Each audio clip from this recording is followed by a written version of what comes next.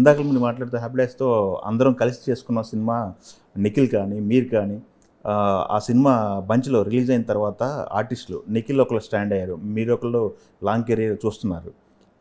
ఈ మీరు కలవటము ఇండస్ట్రీలో లేకపోతే రిలేషన్ మెయింటైన్ చేయటం ఇట్లాంటివి ఎలా ఉంది? మీ ఫ్రెండ్‌షిప్ ఎలా ఉంది? Nikhil is my very good friend అండి.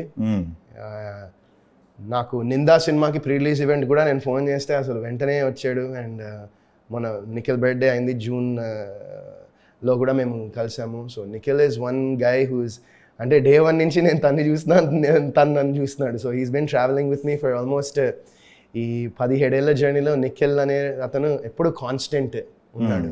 ఓకే. అయితే ఇప్పుడు మనకి ఈ ప్రజెంట్ ఉన్న సిచ్యువేషన్లో మనకి 'కల్కి' ఒకటి రిలీజ్ అయింది ఈ మంత్లో. 'కల్కి' తర్వాత థియేటర్లో చెప్పుకోదగ్గ సినిమాలు లేవు అని చెప్పేసి థియేటర్కి పుల్లింగ్ రావటం, కొన్ని థియేటర్లు కూడా బ్లాక్ చేస్తారు, అంటే లాక్ చేసేస్తున్నారు, థియేటర్లు క్లోజ్ చేస్తున్నారు. అట్లాంటి సిచ్యువేషన్లో 'విరాజీ' సినిమా వస్తుంది పరిస్థితి. 'విరాజీకి' ఆడియన్స్ రావాలంటే ఏం కంటెంట్ ఉందో రావాలని చెప్పి క్వశ్చన్ చేస్తే ఏం చెప్తారు ఫైనల్గా మీరు?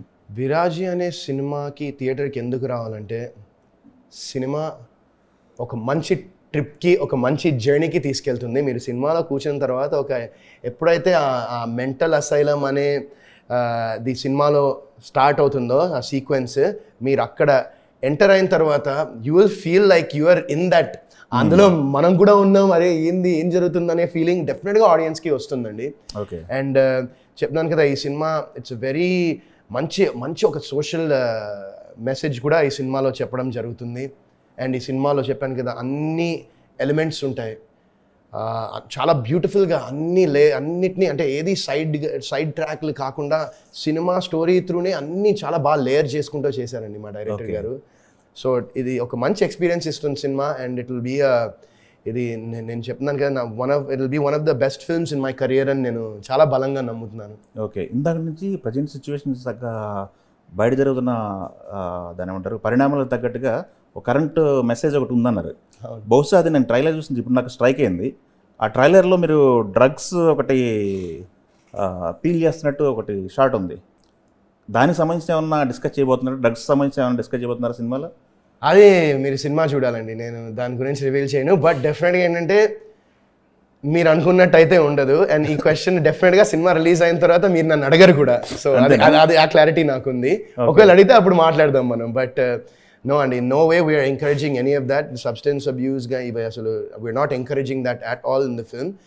అది మీరు సినిమా చూస్తే తెలుస్తుంది. సో దట్స్ వై నేను ఎక్కువ దాని గురించి నేను చెప్పలేను. బికాజ్ మా డైరెక్టర్ అండ్ ప్రొడ్యూసర్ వాళ్ళు స్ట్రిక్ట్ వార్నింగ్ ఇచ్చారు బేసిక్గా ఏమేమి చెప్పచ్చో ఏం చెప్పకూడదు. ఎందుకంటే ఎప్పుడైనా ఈ సస్పెన్స్ థ్రిల్లర్ మూవీస్కి మనం కొంచెమైనా లీక్ చేసామంటే ఆ ఫన్ స్పాయిల్ అయిపోతుంది. Okay.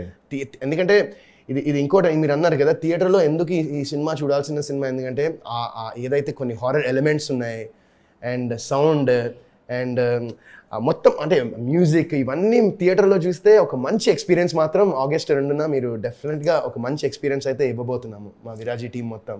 Yes sir. August 2 release అవుతుంది.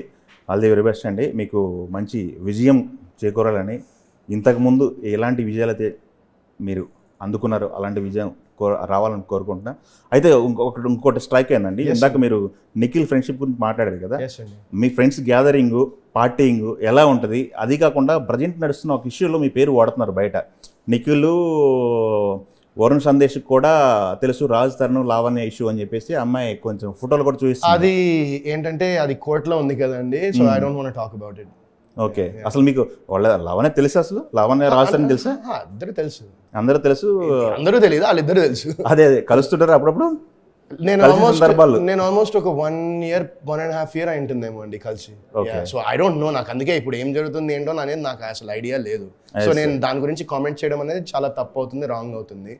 బట్ నేను కలిసి ఆల్మోస్ట్ మోర్ దెన్ 1.5 year. అప్పుడు మా హౌస్ రెనోవేషన్ చేసాం బేసిక్గా, మా వైఫ్ చేయించింది. సో ఆ టైంలో ఏంటంటే మేము మూవీ టవర్స్లో ఉండేవాళ్ళం. సో అక్కడ తన హౌస్కి దగ్గర ఉండేది. ఆ టైంలో కలిసేవాళ్ళం. ఆల్మోస్ట్ 1.5 year అయింది, ఈజీగా 1.5 year పైన అయింది అనుకుంటా కూడా. సో అది నేను కామెంట్ చేయడం కరెక్ట్ కాదండి ఆ విషయంలో, ఎందుకంటే అది వాళ్ళ పర్సనల్ అండ్ ప్రైవేట్ థింగ్ కాబట్టి. ఎందుకు అడిగానంటే అది 1-2 మీడియా సంస్థల్లో మీ ఫోటో కూడా ఉన్న ఫోటోలు కూడా తీసి చూస్తున్నారు, చూస్తా వెళ్ళి కూడా తెలుసు అని చెప్పేసి మాట్లాడుతున్నారు. తెలుసు అండి, చెప్తున్నాను కదా, తెలుసు. మా రిలేషన్ తెలుసు, ఆల్రెడీ నా వైఫ్ అని పరిచయం చేస్తాడు రాజస్థాన్ అని చెప్పేసి చెప్తున్నారు తను. అందుకని అడగాల్సి వచ్చింది. ఎనీవే క్లారిటీ ఇచ్చారు, మీకు ఎంతవరకు మాట్లాడాలో అంతవరకు మాట్లాడుకున్నారు. ఆల్ ది వెరీ బెస్ట్ అండి. థ్యాంక్ యూ సో మచ్ అండి. Thank you.